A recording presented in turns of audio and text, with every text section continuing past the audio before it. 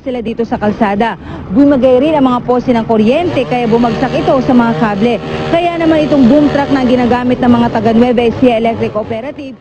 The Philippines faces a power crisis. Demand for electricity. Inirekomenda ni Energy Secretary Jericho Petilla kay Pangulong Noynoy Aquino na magdeklara na ng state of emergency. Ito'y para maagapan daw ang nakikitang kakulangan sa supply ng kuryente sa 2015.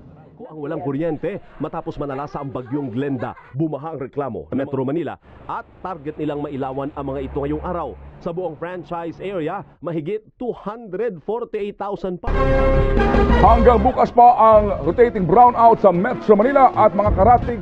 Kakapusin na ang supply ng kuryente sa Luzon sa kalagitnaan ng 2015. Yan ang pinaghahandaan ng Department of Energy. Nagpapatrol, Alvin El Chico.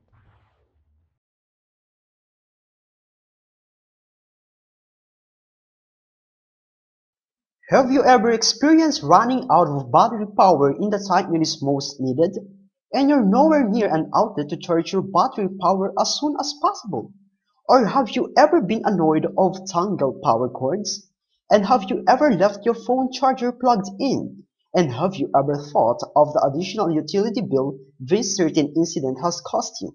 Worry no more. We are proud to present to you a technological innovation you'd never seen before. Apollo enables your smartphone to charge through solar and sound energy and be able to share its power wirelessly. Apollo gives brilliance and environmental-friendly solution, thus reducing not only the power demand but as well as the pollution around us.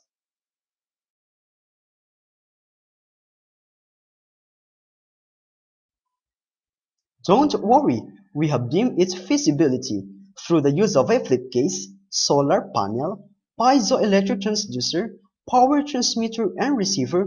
We were able to determine that it is truly possible to have Apollo installed on our smartphones. Hoping soon you will be able to convert, charge, and share your power.